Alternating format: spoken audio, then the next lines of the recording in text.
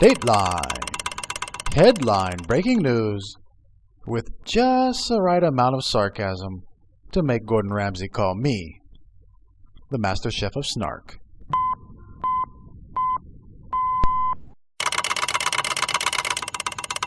DateLine.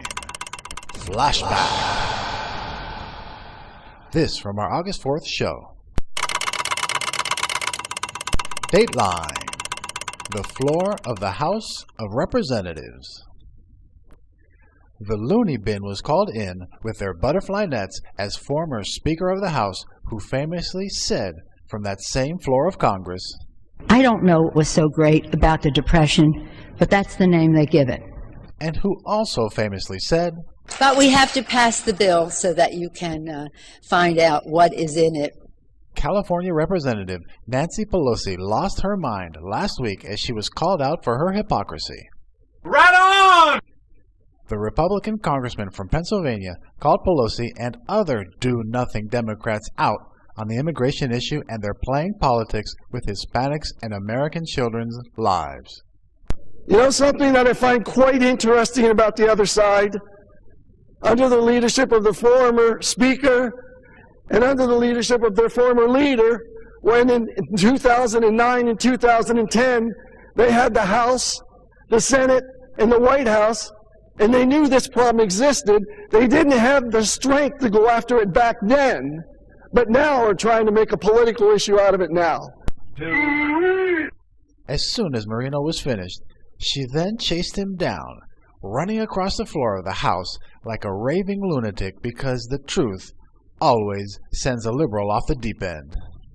River, Rick Rock, blah blah. Ooh, jib jib, make a whip, flop flop. What's scary is that this left-wing nutjob was just 2 heartbeats away from being the president from 2007 to 2009. Say what? You heard me. This dingbat was 3rd in line to the presidency for 2 whole years. What I want to ask Democrats who voted for her for Speaker of the House in 2007 is, what the hell were you thinking?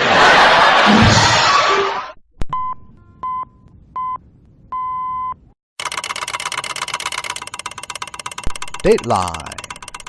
CFJ's mental health facility. A new segment here on DateLine. This is where we ensnare liberal loons who have gone off the reality reservation. This week, our butterfly net has captured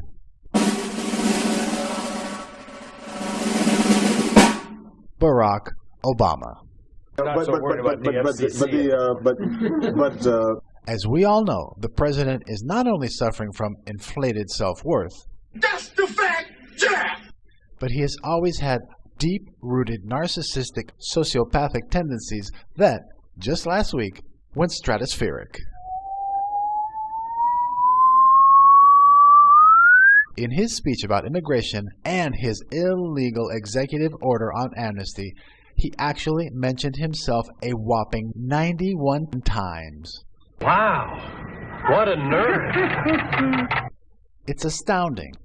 He used the first-person singular, I, me, or my 91 times in his speech, while almost breaking his hand patting himself on the back. He actually gave himself kudos for actually violating federal law. I just took action to change the law.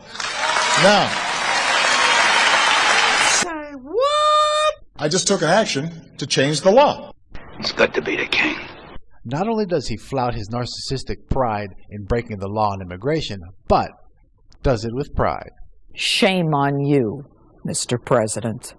Unfortunately, that was nothing compared to the time in Texas last July 10th, where Barack made sweet love to himself like never before. How does that feel, baby? How does that feel, baby? He referred to himself in the first-person singular, a Freudian's dream, 199 times. Wow, what a nerd. That's right, 199 times. But it's America's fault. Say what? We should have known what an egomaniac he was in late 2008.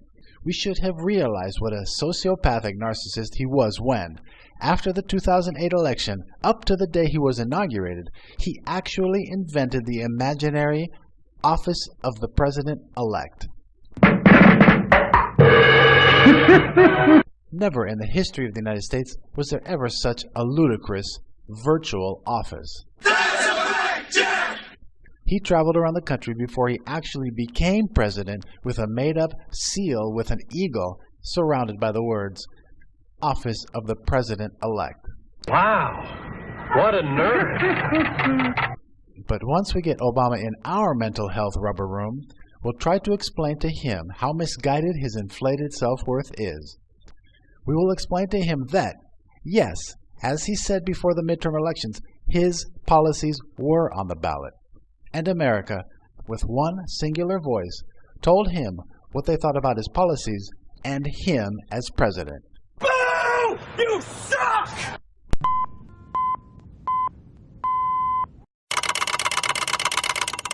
DateLine, Louisiana.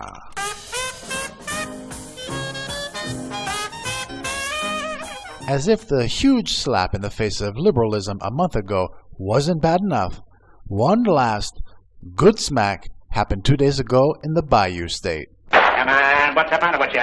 As bought and paid for ex-Senator Mary Landrieu, Shame on you. Now, that's not nice. Okay. I mean, she does look a little like Miss Piggy's evil twin sister. Remember this! I told you so. Okay. Back to DateLine. Landrieu was just the latest casualty of the Republican tsunami that finally kicked the Democrats of destruction from power in D.C. Everyone realizes that one of the main reasons she got waxed in Saturday's runoff by Bill Cassidy is that Landrieu voted in lockstep with President Barack Obama. You're a moron! She voted continually for the failed policies of this disastrous administration. You're a moron! Mary was nothing but an Obama stooge that was looking out for her party instead of the people of Louisiana. Shame on you. But the main reason Louisianans kicked her butt out of there... I like big butts and I cannot lie! You disgust me. Don't blame me. Blame Sir Mix-a-Lot. Okay. The main reason Louisianans kicked her butt out of D.C. was her blind vote for the Unaffordable Care Act. But we have to pass the bill so that you can find out what is in it. You imbecile. Back in 2009, before the bill passed, she had what could only be described as a faint passing of conscience and was thinking about opposing this obvious boondoggle. But she quickly followed all the other lemmings on the left side of the aisle and voted for Obamacare. Why, you ask? I don't know the answer to that. Because they threw $200 million of pork her way to buy her vote. See, that is the proper use of the oink sound effect. Okay. So, Landrieu was bought off by $200 million. Not a cheap date, I mind you, but it just shows how morally corrupt the Democrats are. But the great gift of Obamacare that keeps on giving to Republicans didn't stop at Landrieu. But for more details on the curse of Obamacare, you'll have to wait till later in DateLine. Boo! You suck! I know, but stay tuned.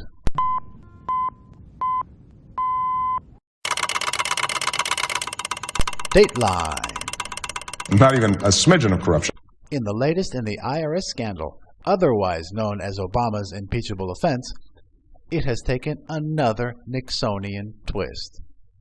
The most transparent administration in history. Okay. No, serious. Obama promised in 2008. This is the most transparent administration in history. Well, I guess if you like your transparency, you can keep your stonewalling administration. Okay. As more evidence of illegal targeting of conservatives keeps coming to light, This latest is a doozy. And it leads straight to the president himself. Well, I would say, first of all, that now clearly President Obama broke our laws, and that cannot be ignored or brushed aside. As you all know, we here at DateLine detailed how Democrat Representative Elijah Cummings procured private tax information from Lois Take the Fifth Learner on Tea Party group True the Vote, and it was a felony. Well, the White House was just caught with its hand in the IRS cesspool with over 2,500 confidential tax documents. Outrageous! Outrageous! Not only did the White House request private tax info on its enemies, but it has now refused a court order to release these documents. The only people who don't want to disclose the truth are people with something to hide. And what is the most secretive and stonewalling administration in history's excuse for defying the judge's ruling? The documents are too private to be released.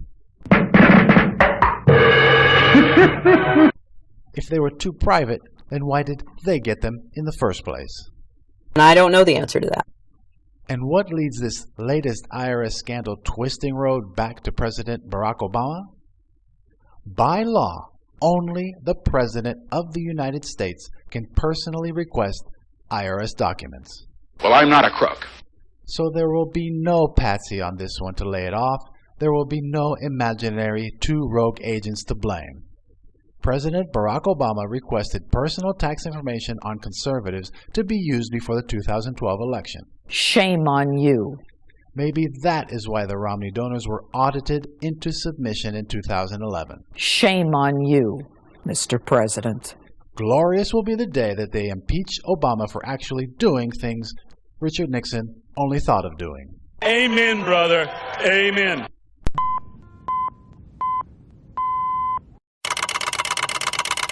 DateLine. Fair and balanced report. This is a new segment here on DateLine. This is where we will look to report on the positive things liberals do for America. As a conservative, I obviously don't agree with liberals or their policies, but I think we should try to find the good, no matter how minuscule it might be. As you know, we take President Barack Obama to task for his disastrous presidency, but right here, right now, we will give our listeners an idea of the good he has done for America. So now, we will list all of Obama's accomplishments.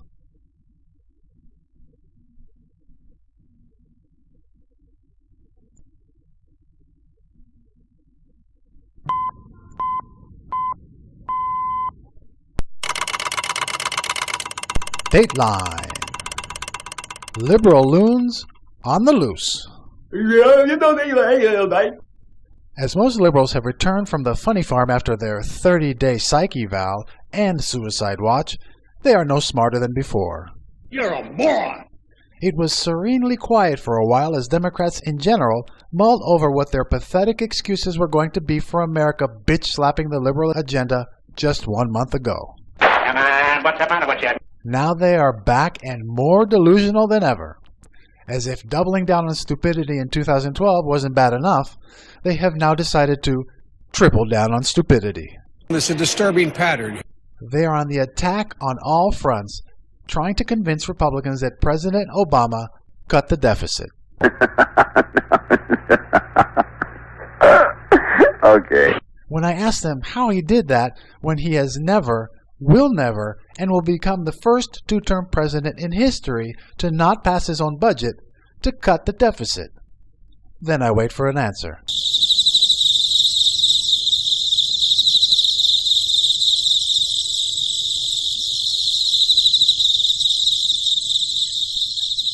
Then they try to tell you that Obama has had a better economic recovery than Ronald Reagan.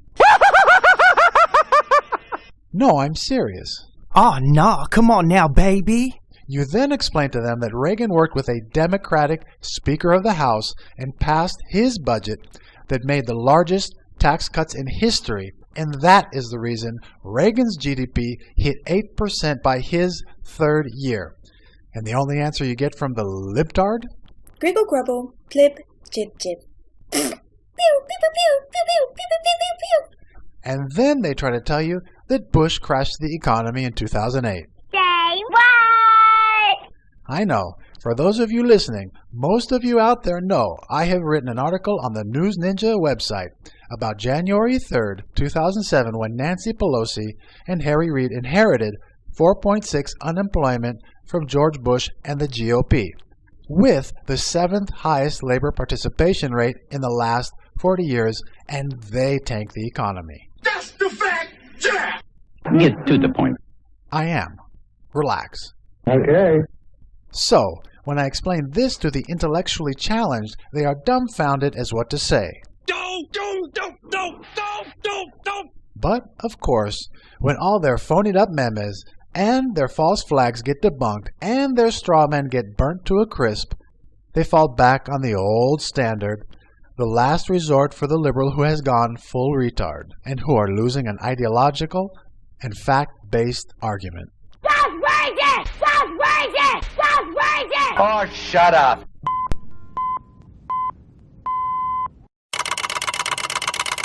DateLine. The Gruberized left. As if it weren't proof enough that liberalism is a mental disease, That's the fact, yeah! we have the definitive example of how ideologically blind the left has become. As we stated 2 weeks ago here on DateLine, the Obamacare architect who famously said that the convoluted law wouldn't have passed if it weren't for The stupidity of the American voter. he was obviously talking about the stupid American Democrat voter. Hard to comprehend, but that's true. Because all of us conservatives knew people like Gruber were lying. Lies. And of course, we knew President Obama was lying. We will keep this promise to the American people. If you like your doctor, you will be able to keep your doctor, period. If you like your health care plan, you will be able to keep your health care plan, period. Lies. Lies. Lies. If you're happy with what you got, nobody's changing it. Of course, that wasn't tough, because he lies most of the time anyway. Right. But I digress. Get to the point. We knew they were lying, but the left fell for it hook, line, and stinker. Say what? You heard me right. I said stinker, because the whole Obamacare con stank to high heaven from the lies they told to the bribes they gave Democrat senators like Mary Landrieu. You disgust me. And the kickbacks to the greedy insurance companies they gave just to get it passed.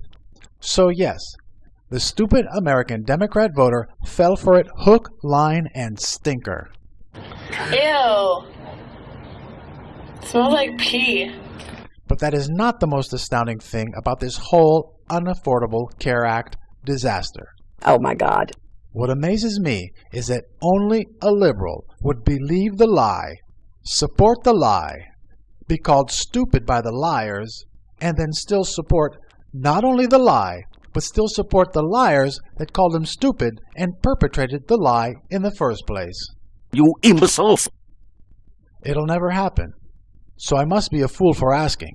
But hey, you liberals out there, how many lies do you have to be told to finally decide to pull your head out of your...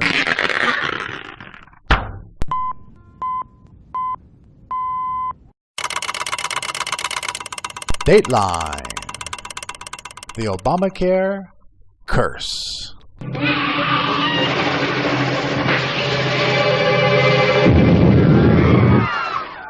As we stated earlier, former Senator Landrieu is just the latest casualty of the Obamacare stooges in the Senate. After Saturday's crushing loss in Louisiana, half of the senators who voted for Obamacare will not be part of the new Senate. In what can only be described as karmic retribution, this should make most Americans happy, right? Right. Wrong. You suck! While it is a consolation that half of the Democrat senators that burdened America with this train wreck of a law have been expelled from the upper chamber, the cursed Obamacare is still hanging around the necks of America like a 400-pound albatross. Oh my God! With the new provisions due to take effect soon, we will really see the job-killing aspects of a law that was supposed to save everyone $2,600 a year. It was supposed to insure 30 million people without adding a penny to the debt. While it's no laughing matter, at least these senators that I will mention now saw the train of death coming down the tracks and left the Senate, and thank God were replaced by Republicans. Amen. Jay Rockefeller from West Virginia saw his days numbered and left the Senate before retribution for voting for Obamacare. Same as Max Baucus of Montana, Tim Johnson of San Diego. Say what? Just seeing if you were paying attention.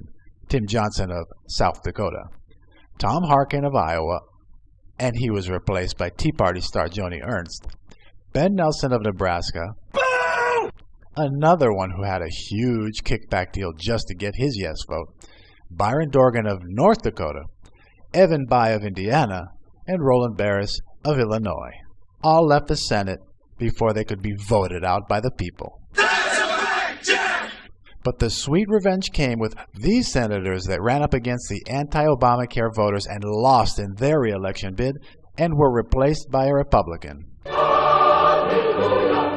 Senator Mark Begich of Alaska, Mark Pryor of Arkansas, Mark Udall of Colorado, Kay Hagan in North Carolina, Russ Feingold in Wisconsin, Blanche Lincoln in Arkansas, and of course Senator Mary Lander of Louisiana, and the late Senator Arlen Specter. So now that we have expelled 30 of the 60 Democrats in the Senate that put this horrible law on all of America, the time is here and now to repeal and replace Obamacare. Republicans should repeal it and make common sense changes to the health insurance system, like letting policies cross state lines and tort reform. For those of you who don't know why the Democrats didn't put a cap on the frivolous lawsuits that drove up insurance costs for doctors, that of course drove up medical costs for the patients, just ask former head of the Democratic National Committee and Dr. Howard Dean. And the reason that tort reform is not in the bill is because the people who wrote it did not want to take on the trial lawyers. This is ridiculous. So there you have it. Not only can Democrat senators be bought off by this lawless administration with pork,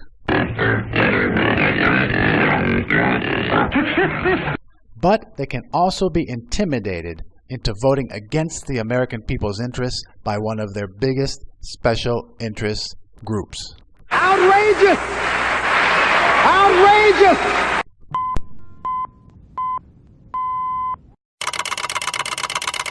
DateLine, Washington, D.C. This town needs an enema.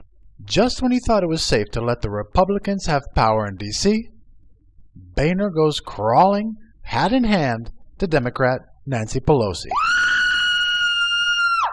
That's right. After winning a tsunami last November, giving the GOP more seats in the House in 70 years, Wow. they are ready to capitulate to the biggest loser of them all, Dingbat Nancy Pelosi. I don't know what was so great about the Depression, but that's the name they give it. Just a little over a month before taking control of both chambers of Congress, Speaker of the House John Boehner wants to work with Democrats to send a $1.1 trillion budget to President Obama. What you just said is one of the most insanely idiotic things I have ever heard. At no point were you even close to anything that could be considered a rational thought. Everyone in this room is now dumber for having listened to it. I award you no points, and may God have mercy on your soul. This budget will fund most government agencies for an entire year. Say what? That's right. Right. Instead of waiting a month to write a 100% GOP budget to save this country from the crushing debt and stop Obama's amnesty push, they have given up without a fight. That's retarded, sir. The country voted overwhelmingly for the GOP to put the country back in the right direction after 6 straight years of President Obama and Senate leader Harry Reid driving the country over the cliff, but the current GOP is not listening. Anyone? Anyone? Anyone? Anyone? For some reason, the current lot of Republican establishment thinks they lost the midterm elections. This is ridiculous. They are so scared about another government shutdown that they are waving the white flag to the people who have sent this nation's debt past $18 trillion. It's incredible.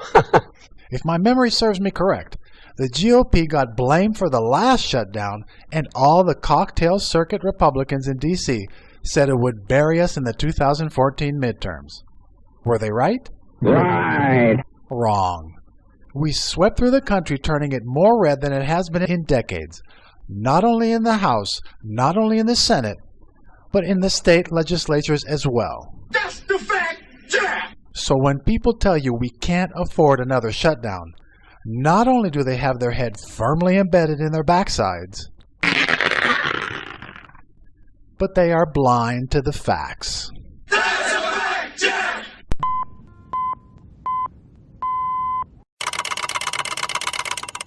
DateLine. Bitch slap of the week.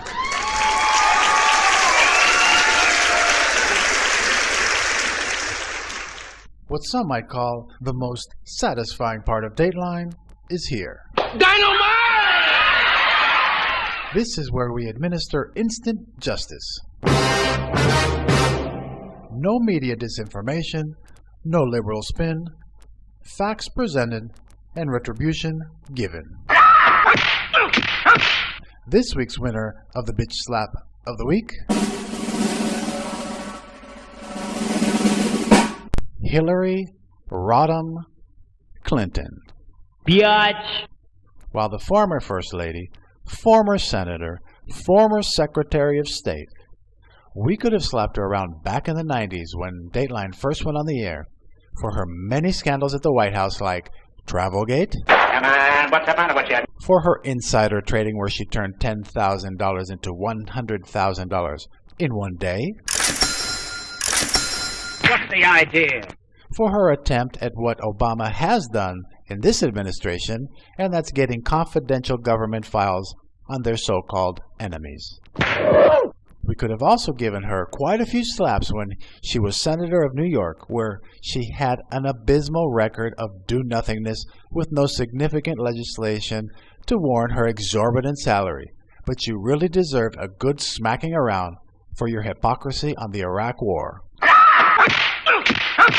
You voted for the war as all of your husband's intel pointed to Saddam having WMD, and you as well said on October 10, 2002, quote, "In the 4 years since the inspectors left, intelligence reports show that Saddam Hussein has worked to rebuild his chemical and biological weapons stock, his missile delivery capability, and his nuclear program. He has also given aid, comfort, and sanctuary to terrorists, including Al-Qaeda members. It is clear, however, that if left unchecked, Saddam Hussein will continue to increase his capacity to wage biological and chemical warfare and will keep trying to develop nuclear weapons." Unquote. Wow. So for obvious reasons you voted for the war, and as soon as you saw a personal political advantage, you undermined the war effort like all yellow-bellied hypocritical Democrats did at the time. Oh, my neck! And now you are acting like you are going to run for president? Oh my God. You came out last week and started spewing the naive far-left dribble that Obama did back in 2008 that, as we see in his disastrous foreign policy, has led to the rise of the first Islamic caliphate in almost a century, with barbaric beheadings and the slaughtering of thousands of Christians in the Middle East.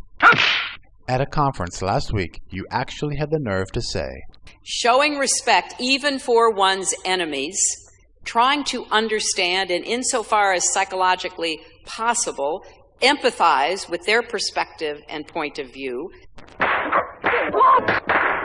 So you really think that hugging our enemies will make them like us? Yes. Well, since Pearl Harbor Day was yesterday, may I just say, unfortunately you weren't alive back in 1943. We could have saved a lot of grief if you were hugging a Japanese pilot during that infamous day.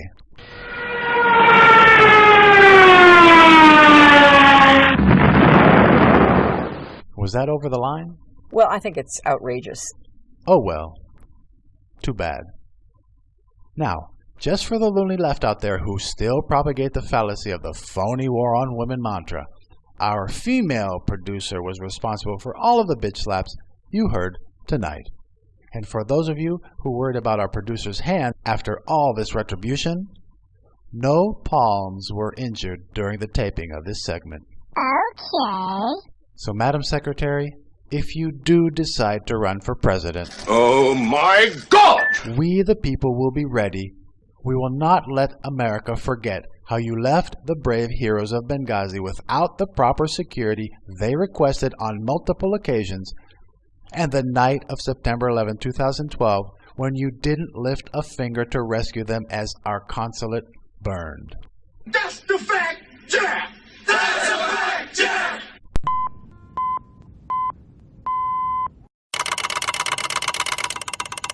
And that's DateLine for this day, December 8th, 2014.